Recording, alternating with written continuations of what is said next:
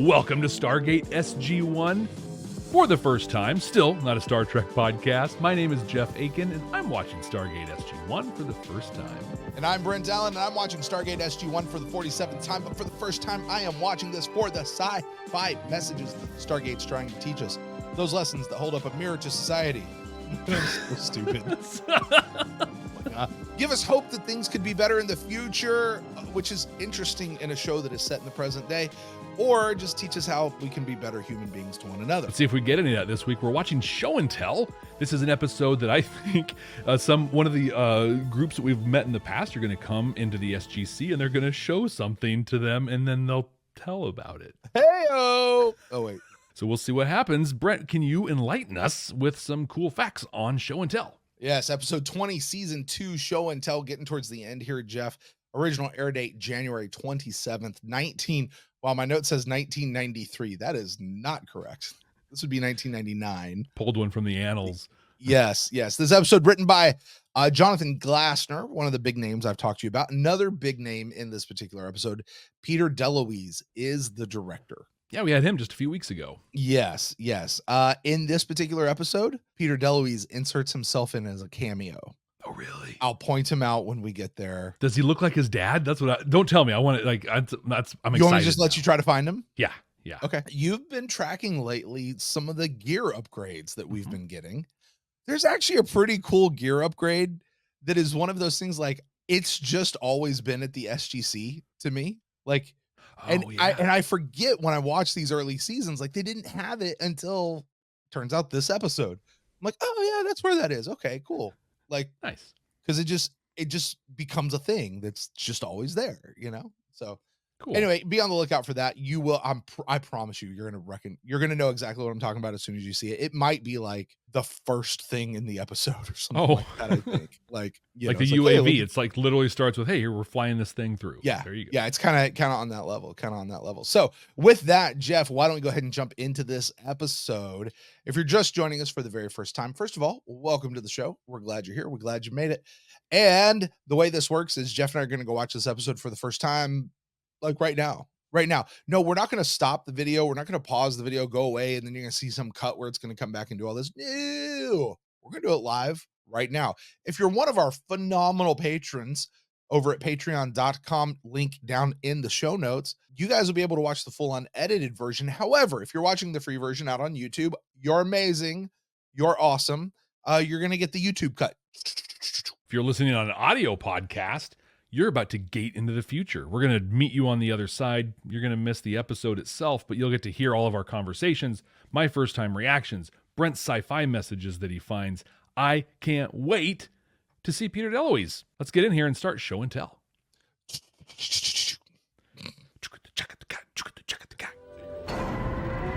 Unauthorized incoming traveler. Unauthorized. I love the response time on this. This is not normal. That's like 20 dudes, like fully armed. Like, this really feels like the first appropriate response to an unauthorized gate. I did not give the order to open the iris, mister. I did not open it, sir. Well, close it. Do you mean the Knox? Get that iris closed, Sergeant. I'm trying, but the computer keeps overriding it.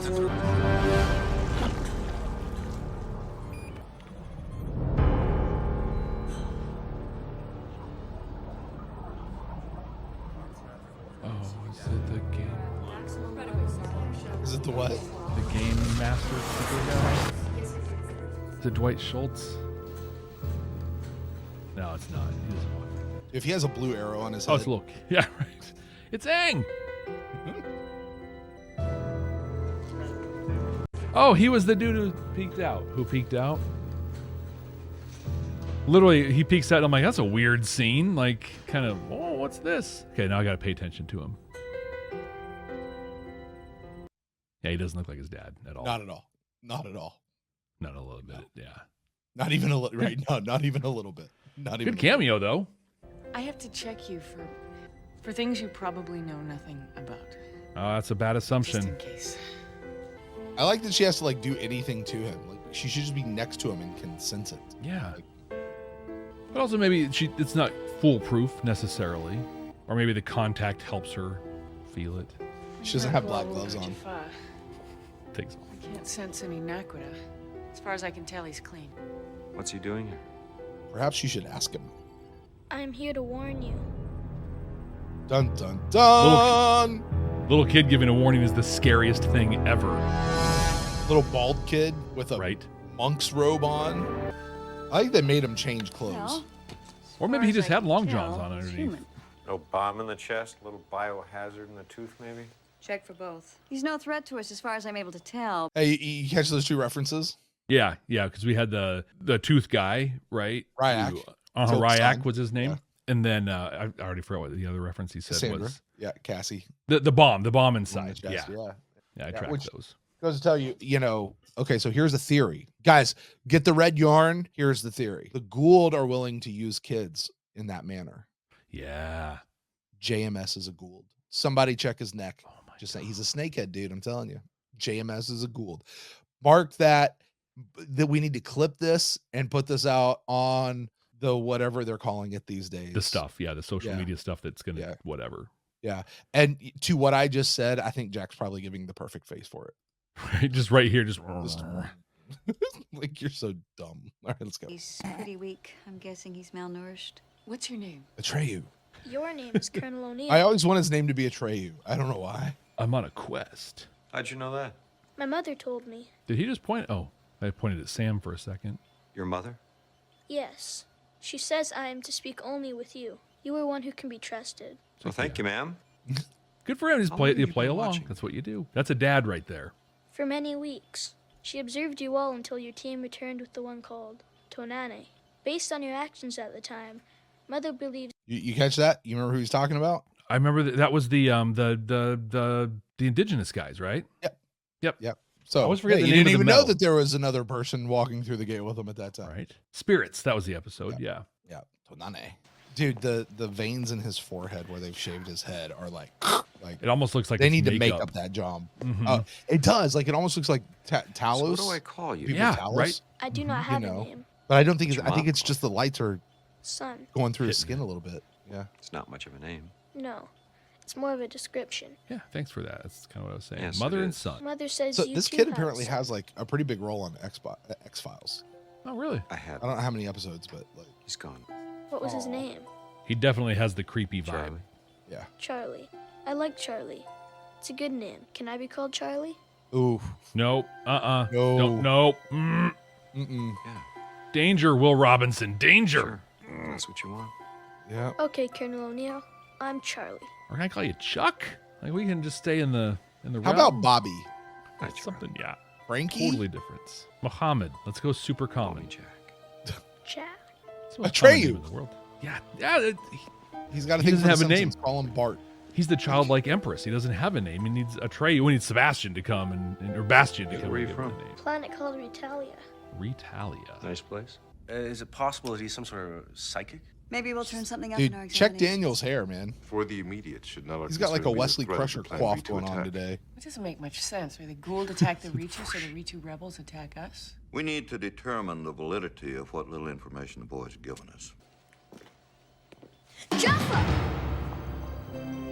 Get that a lot? Why didn't he Yeah. know he was there? He's a Jaffa. He wants to kill me just like he killed the Ritu. No.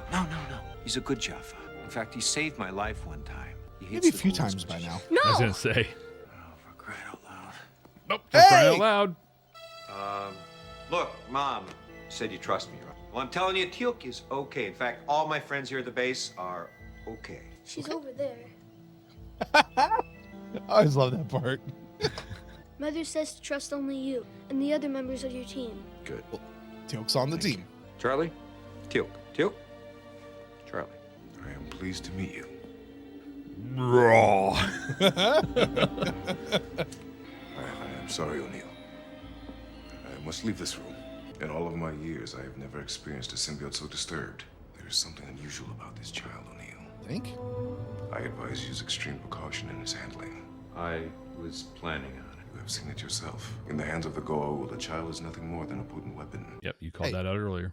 This is the part where normal humans have what is called the reticular formation. It's the part of the brain that determines alertness, our perception of things. Charlie's is twice the size of ours. And that could explain why he knew you had a son. It may also explain why he had such an effect on Teal'c's symbiote. So what, he's got ESP? Some telekinetic thing going on? I don't know. Something I'm like a that. Those are skeptic on such two very things, different but- things, by the way. He's just giving her options. That There's is an the old- difference between a teep and a teak. Yep. It's you. Nice job. I'm going to pull in a Star So, Trek Charlie, reference. He has an Esper rating. Tell us why the Ritu want That's to attack old us. school Star Trek. It's not the right there. central authority of the Ritu. It's only the Ritu rebel faction. All right, why do the rebels want to attack us? Because the glowing-eyed people attack the Ritu. The Gould. I can't look at Daniel in this episode, man. The rebels believe that the glowing-eyed people are too powerful to destroy directly. They believe they can only be destroyed by attrition. Attrition, what does that mean? Attrition is the gradual diminution of strength or number by... I know what the word means. I meant in context. My God. They must want to kill all possible hosts. They must think that if the Goa'uld have no new hosts to infest, that they'll eventually die out. By attrition. Yes. Mother created me to serve as an intermediary. She created you. He Yes. really was thrown together. She hoped I would be older before we came. But my accelerated growth caused my body to begin failing, so we had to come sooner. Captain, you're our physics expert here. Is it possible there's a creature standing here that we can't perceive? Yes. Theoretically, it is possible, sir, yes. But the good news is they won't fall through the According to floor. quantum physics, Exactly. matter They'll exists stand- both in particles and waves. How did your mother control the iris? Mother came ahead of me weeks ago. Like that's She that's observed me in how you Hammond's. operate the iris.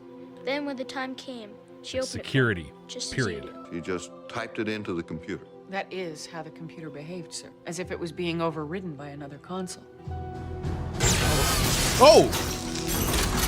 Stand out! Dad made herself known I somehow. assume that came from Mother. And probably other ways she could have revealed herself. Pick up a thing and have it float across the Theories? room. Like draw something on the wall. Perhaps the Tok'ra can be of assistance. It could be our best hope. Captain Carter, Dr. Jackson, signal the Tok'ra. Yes, sir. Hey, 10 points if you remember where that was. Where it came from? Yeah. Did you see it? Yeah, it was the communication Yeah. thing. And that was the, I forget their name, but the Saw guy who was on it, right? The, I hate you so much. why? Because you're 1,000% right. The Tolan. Tolan, that's it. Tolan device. I pay attention Hey, to the shows. I look just who's remember a little. Oh, it's Dad. Dad, we have a little bit of a situation, and we may need Selmac's help. Selmac. I thought maybe you just wanted to see your old man. I do, Dad. But this time we do need your symbiote, Jacob. Nice to see you too, George. No offense, old friend. Really tired. Crying out loud. Oh, I love it. I love it. Are we going to count that? Yes. We got to 100%. count that. That's 2 for crying out louds in this episode. Charlie? It's all right. It's okay. That's right. He's not a Gould. It's a Tok'ra. We're okay. Dad? Yeah, he's feeling the agitation. It's too much. It's almost like my stomach after eating that Asian buffet earlier. I just gotta You get are out of correct. here. There is a Ritu in that room. This will illuminate the Ritu if it is there. Dude, that is straight out of Halo. Yeah, totally. Straight out of Follow Halo. me.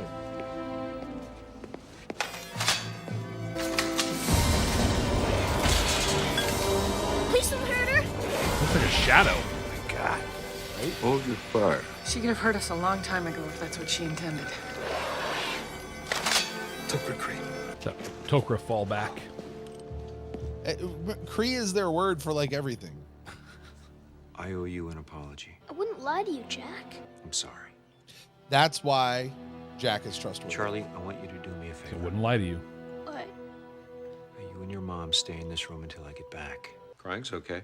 If you do it out loud. She says the boys of your culture do not cry. Oh, man. Not true. Thousands of dollars in therapy In fact- because of that. There's an official list of reasons for which crying is a good thing. Mother is leaving. Now, see, that's a good reason. I think I belong with you, Jack. Look, kid, I'm not looking for a pet. Look, Charlie, I know I'm an awesome dad, but before she leaves, do you think she could tell us where we could find these rebel Ritus? She says she'll show me the address. That'd be great. Jack, could I be your son for a while? Oh, buddy. You know what? I'm going to go with the makeup department, put these little Yeah. things all over his face and his head. got to make him look sick and fade Yeah, away. I'm going to take back everything I said earlier I don't about think that. you'd want that. Yes, I do. You'd be great. I can tell. Let's deal with these Ritu, and we'll talk about it. Okay? Okay. Okay. That's sweet.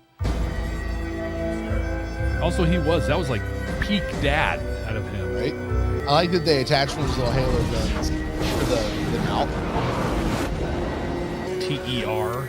I like that they have the line on the ground that says "Stand clear of this line," Which is where the Safety whoosh line goes. Mouth is en route. For the whoosh, and like 4 people were standing like clearly feet over the line. Can't engage what you can't see, sir.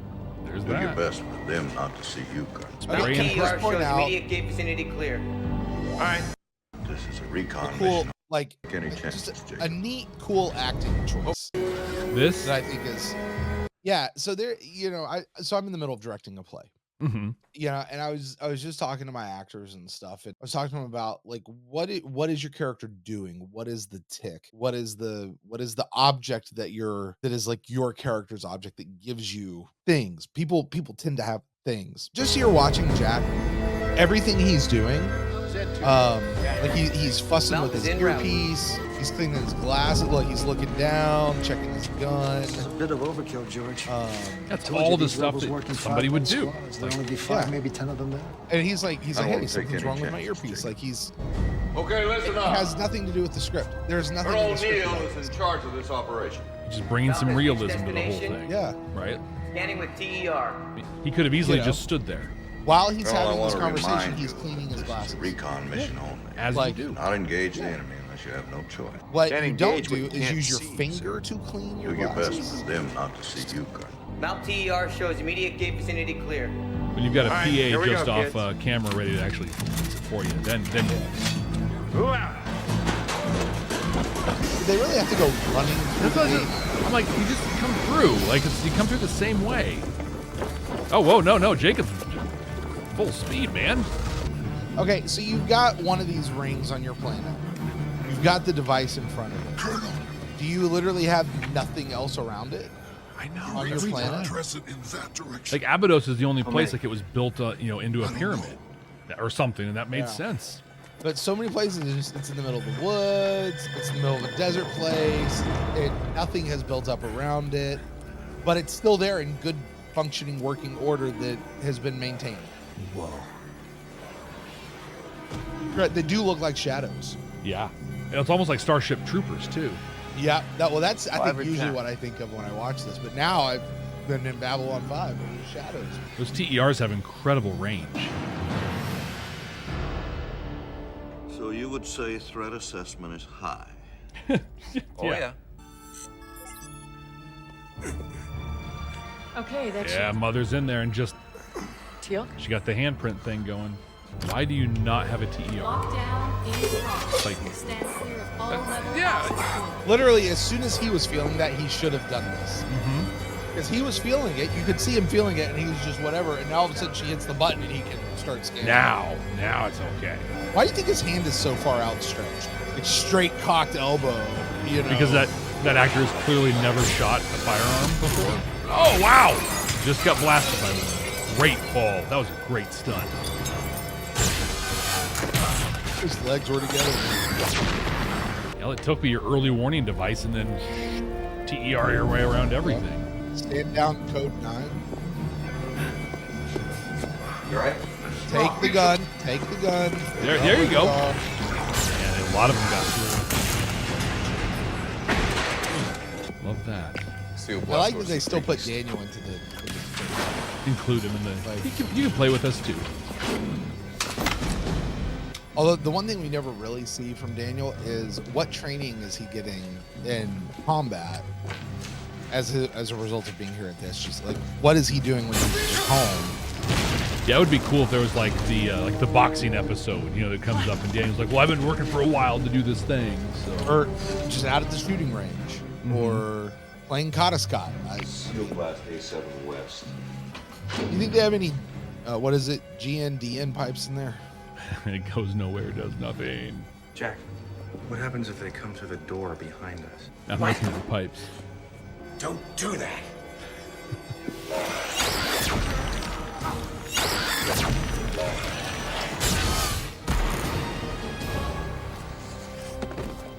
Ow. Wow. Jeff, would you want to be host to a Tok'ra? To a good Gould if given an opportunity? I'd do it. I think I would, yeah. Especially would you be a Trill? Would you be host to a Trill if you had the opportunity to? I would, yeah. Yeah.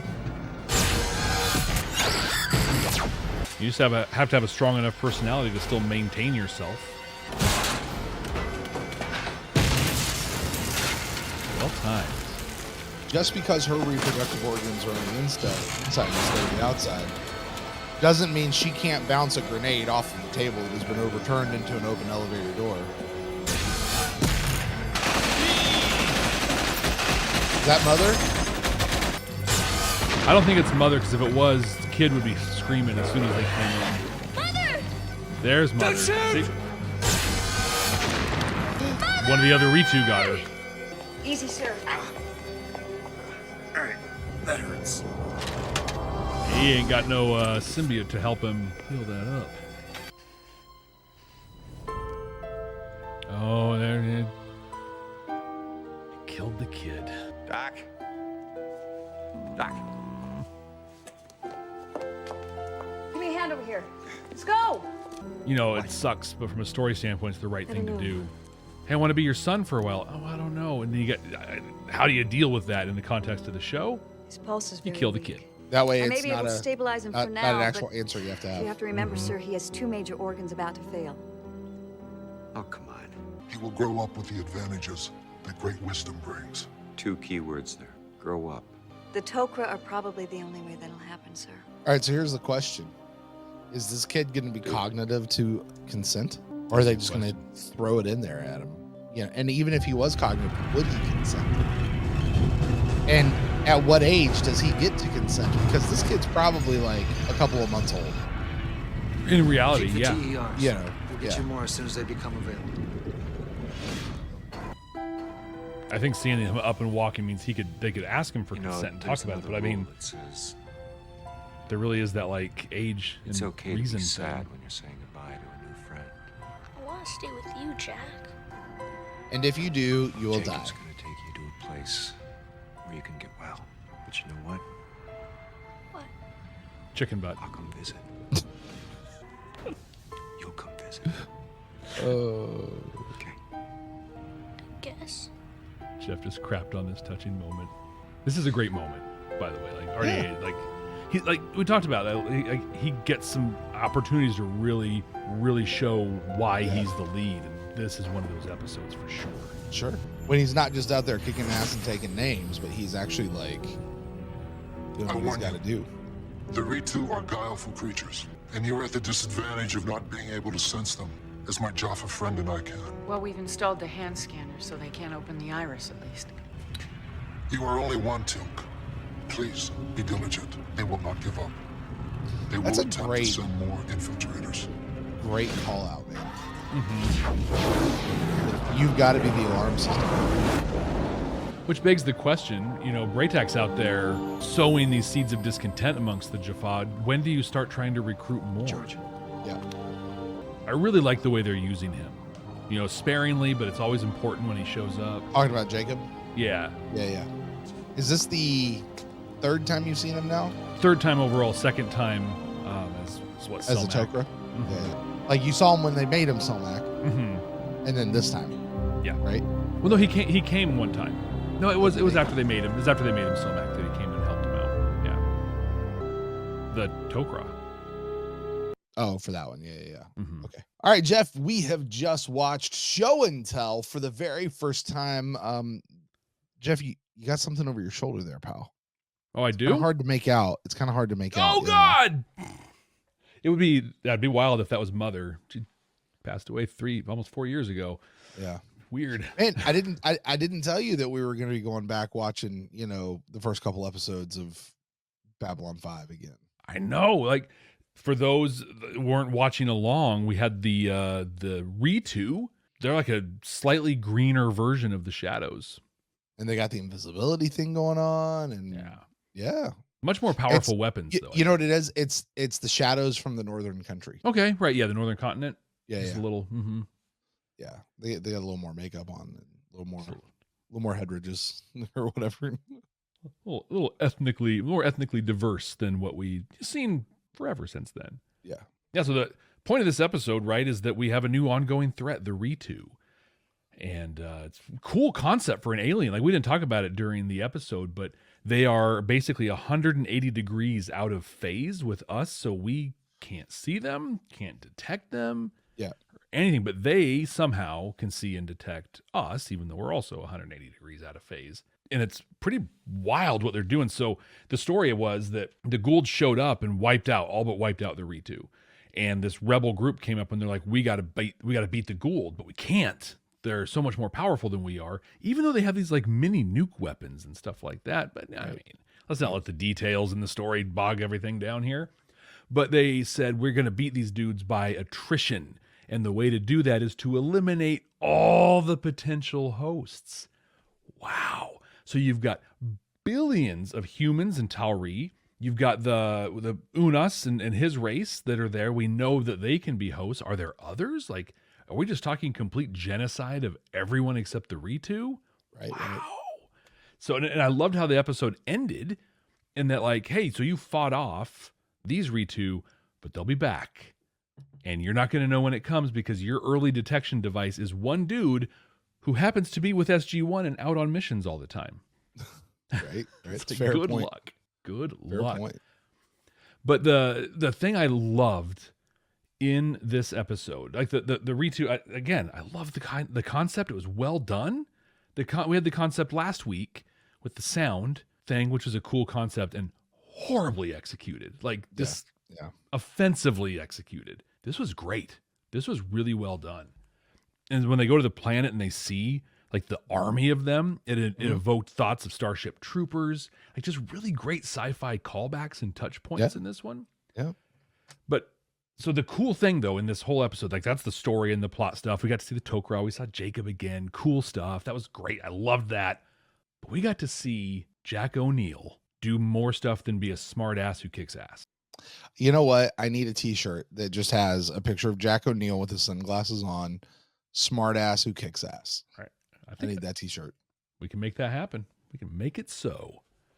But that's what he does most of the time. I've talked about it a couple of times. He doesn't get a lot of meat, but when he does, right? I think about Cold Lazarus. I think about this. I think about the one where he's pushed up against the thing, and I liked that episode, but I forget what it was called. The alien shot out at him. But when he gets his moments, God, you see why Robert Dean Anderson is the lead on this show. I want Jack O'Neill to be my dad. Like, right. He was great. Rolling with the mother thing, just kind of assuming it was an imaginary friend. And he's like, I'm not going to judge. I'm not going to be weird. I'm just going to play along because it's real to this kid. So I'm going to make it real as I can. And then just connecting with him, talking to him, and the kid's crying. And this is a thing I want to talk about. And I don't know if you have it for your sci-fi messages, but to me, it's the biggest piece of this episode. But they talked basically about, I mean, it's a dirty word, but toxic masculinity in a way of like, dudes of an age, my age, your age, and in the neighborhood, like we grew up and you don't cry, right? Like it's not good. They challenged that here, right? And they talked about it, but it was so cool how he did it. The kid's like, I'm crying and I shouldn't cry. It's like, there's a definitive list of reasons you should cry. Number 6 is this and number 5, and just rolled with it. It was so great. Jack O'Neill be a great dad. You know what's great about that? On a masculinity level, there's an old phrase long time ago. Only masculinity can bestow masculinity upon others. It's not just masculinity. It's whenever you're being admitted to the club, you can only really be admitted by the members of the club, kind of a thing. It's that general idea, right? There's the toxic idea, right? Which was very much alive and well in the 90s. It still is in many ways today. I gotta admit, I find myself often with my son going, son, you need to suck that up, man. Yeah. Don't you be out here crying. That is not okay. You cannot show weakness. Like I find myself saying that, especially when it comes to football. And I don't think I'm wrong about that. But Jack does a great job of going, no, that's not true. Here's all the places that you cry. You just don't need to be crying over here. Yeah. I think it's such an important point, and it's a thing I've spent a lot of time on myself personally and working that, like, I don't care if you're a dude, not a dude, whatever. We all have feelings and emotions. Yeah. And we have to feel them. They are all valid. They are all okay, and they all need to run through us. But we're not animals, right? We can have emotional regulation and say, hey, I feel this. I'm not gonna push it down. I'm gonna set it aside, and I'm gonna come back to it later. You're in the middle of a football game and you take a big hit. You don't stop and cry. You rub some dirt on it. You go out there, you finish the game, and after you're out of the locker room and you have some time, then you let it go. You feel the whole thing. It's interesting how you talk about that with Jude, where you talk about that with your son, where, don't cry, don't show weakness, all those things. I wonder how much of this, as I'm thinking this, I wonder how much of this is like gender, normal is like kind of stuff, where with my daughter, she'll cry, she'll get upset. And what I always tell her, I'm like, hey, do you have something, you want to talk about something on your mind? You want to share a thing? No. And I'm just sad. Well, it's okay to be sad. It's okay to be sad. It's okay for you to be crying. It's all right. And when you talk about it, it helps. And I'm always here for you to talk to. I want to hear the things you have to say. But like, I actively encourage her to feel and express those emotions, also in an appropriate time and place. Don't do it at the dinner table. You're old enough now that you're not going to have a breakdown at the dinner table, but you can excuse yourself and stuff. And so she's developed a habit that comes up where she'll get upset and she'll kind of bite her lip and she'll say, I need a little alone time. And she'll go in her room and we give her that alone time, and it's great. But this episode showed that, and it showed it. Yeah. It showed it in a 90s way, in the 90s, that I can see that seed planted, and how, like, in a guy like me, how it's germinating here, a quarter century later. There you go. I think that's really what this episode did, and it was done beautifully. This was a good episode, Brent. I liked it, and it did. I think what it did for me wasn't what it intended to do, but it was really powerful, and it's the thing I'm going to take out of this one. Yeah. Yeah, this is an episode for me. I can't say I personally love this episode or I like this episode, but I watch this episode every time I do a rewatch. Yeah. You know what I mean? Like, I like it enough. I don't hate this episode by any stretch of the imagination. There may be some other episodes I want to get to a little sooner. This episode's a little heavy. Mm-hmm. It's a little heavy. So, particularly, like I said, when I'm kind of going through, I don't like the heavy. Usually I want just kind of light fun, the good times. Let's let the good times roll. And that tends to be what I'm looking for. But I do like this episode. I like how it comes about and comes through. It's interesting to me that you picked up on all of that, because I think a lot of times our judgment of an episode really comes down to how it made you feel. Mm-hmm. Part of why One False Step last week was so bad is that it was boring. It evacuated all feeling from me. I walked into that with emotions, and then halfway through, I'm like, I have nothing. I'm a shell. There is nothing here. Yeah. You didn't make me mad. You didn't make me upset. You didn't make me happy. You didn't make me cry. You didn't piss me off. You just made me not care. You made me as apathetic as possible. Yeah. Because that was kind of the tone you were going for here. Here, I thought they did a great job of endearing Charlie to Jack. My God, taking his son's name. Yeah. Ugh. We suddenly start caring for Charlie. We see what's going on. You don't really know what's going on with the whole mother thing. And then, actually, she's real. He's actually got, he cares for his mom, if we'll put it that way, And then she's like, yeah, you probably ought to stay here with your own kind. Okay, cool. He's going to be here. But, now we've got all this other stuff going on. And yeah, it's decent. It's solid. When we walked into this, you mentioned there's some new tech. Yeah. That they've got. Was that the TER? That was not what I was thinking of, but that is certainly a part of it. But no, they upgraded the Iris computer. Oh, okay. With the hand thing. Okay. So you'll see them every time they go to open the Iris, they put their hand on it. Oh. Like I said, I forget when I rewatch this on the early episodes that they don't have the Iris thing. Because it just becomes a normal because it's just how they open. I mean, and they'll opening the Iris, and you get a shot of a hand going onto the palm scanner. Cool. Yeah, it didn't register as much as the TER, and because I'm like, this is kind of cool and it's pretty powerful. And they're gonna get some more of these with their zip guns and stuff too. So kind of cool. Yeah. In addition to what we've talked about here, did you pull any other sci-fi messages out of this one? Not really. I think it's just one of those episodes, man. And we've often talked about how with Star Trek specifically, because we kind of use that as our the thing, because that's what you do with Star Trek is you overanalyze the episode totally for everything. And we particularly back in Babylon 5 when we were still doing deltas and we were specifically looking for what we called Star Trek messages. I think one of the things that has helped me is I actually, Jeff, I will tell you in my notes for Babylon 5, even right now, the category, like the section still says Star Trek messages. Really? Because I copy and paste the template and I've just never changed the template. And people are like, well, go change it right now. I probably should, but I'm not. So I probably tend to say Star Trek messages when we're doing Babylon 5, just because that's what's right there. What it says. Really what I mean is sci-fi messages. And I have sci-fi messages here on our notes for Stargate. So I probably ought to change that. I'm not promising I will, but there are Star Trek episodes that would not be episodes that get a whole lot of deltas. Right. Deltas were our rating as far as like how strong the message was, how strong did it do, and the toxic masculinity. That's a neat conversation to have. I don't know that. I was gonna say I don't think that's the point of what's going on here. And I do. We've gotten into recently talking about a lot of intentionality. I don't think that was an intention at all. I think a lot of this really was plot.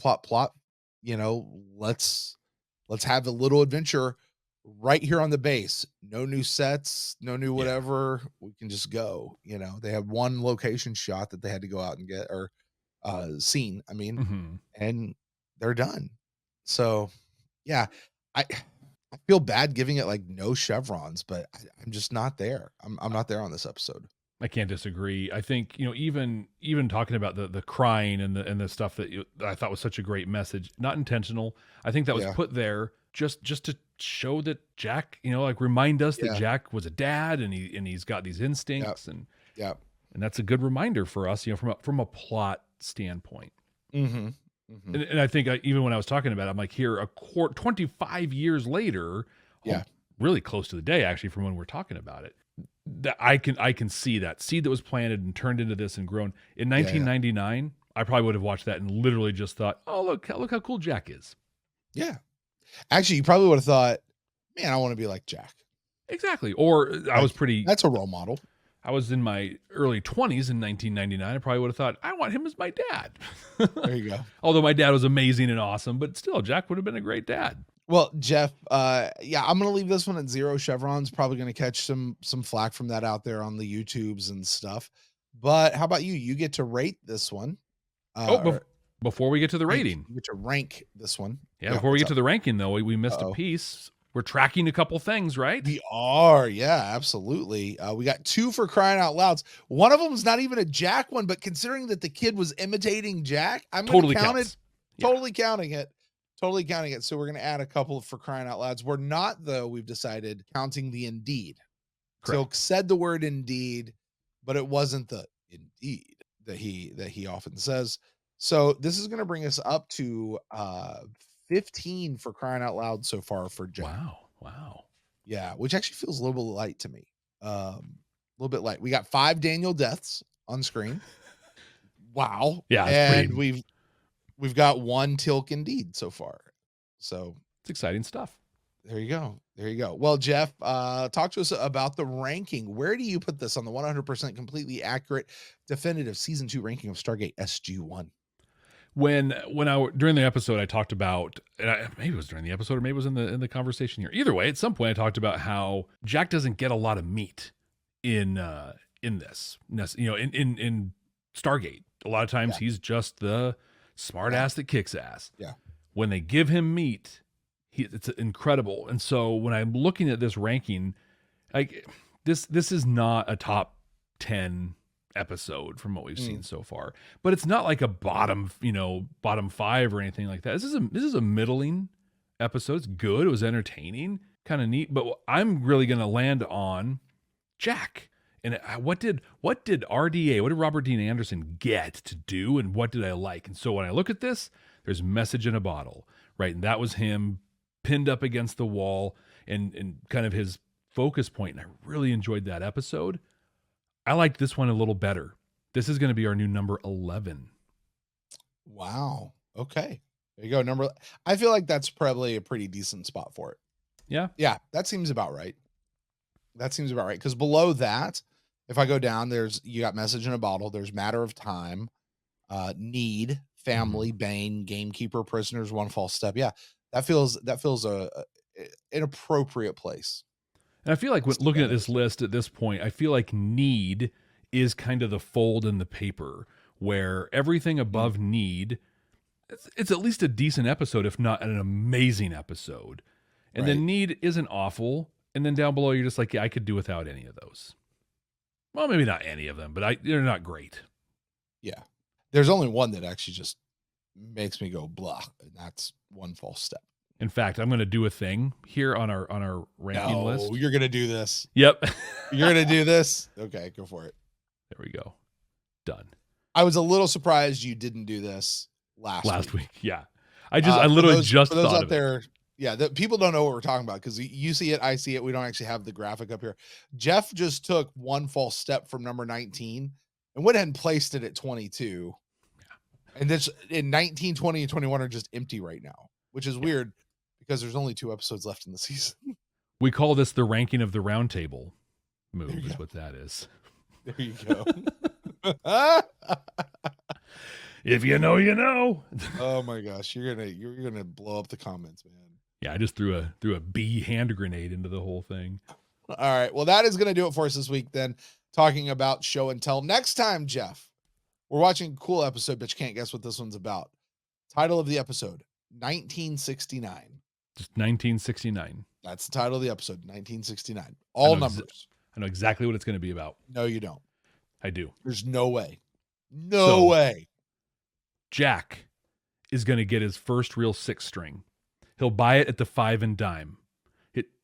No. Well, it's in Canada, right? That's a Canadian. Please keep going. Please keep going. He'll play it till his fingers bleed. It's either going to be that, or it's going to be Voyager 1159, right? Where they go back and it's going to be an origin story of it can't be an origin story because but it'll be like we're going to go back and relive this pivotal moment in the Stargate program, kind of a thing. But I'm going to make my official guess that we're going to do the Bryan Adams treatment for this one. Because why not? This is the show that would do that. All right. Well, you're a good guesser, Jeff. Yeah, sure. Hey, listen, we'll see you guys next time here on Stargate SG1 for the first time. Still not a Star Trek podcast. Thank you guys for joining us. Please don't forget, wherever you're getting this, please subscribe, like, share, rate, rank, review, all those sort of things. It really helps us out a whole lot. It helps other people know how awesome things are happening. And please remember, if you want more Jeff and I, head over to patreon.com/whatever it is, links down in the description below. And you guys can get behind the scenes footage. You can get unedited footage. You can get early access to episodes and show notes. And you can get exclusive stuff, meet and greets, access to our Discord channel, Jeff. Which is amazing. Which is really cool. That community over there is awesome. And there are some people there that are there for Stargate, and there are some people that are there for Babylon 5. And some for both. And some for both, right? Which is totally awesome. So make sure you guys go over there, check all of that out. That being said, 1969 is on deck for next week. So until next time, folks, thank you so Brent. much. And Jeff. Hold on, I'm just getting the message. Really? So Mother says that she wants to talk to you, and only you. Listen, all my friends here are super cool. If you could trust me, you can trust all my friends. They're super dope. Yeah, she doesn't like your friends at all. Neither do I. I can't blame you.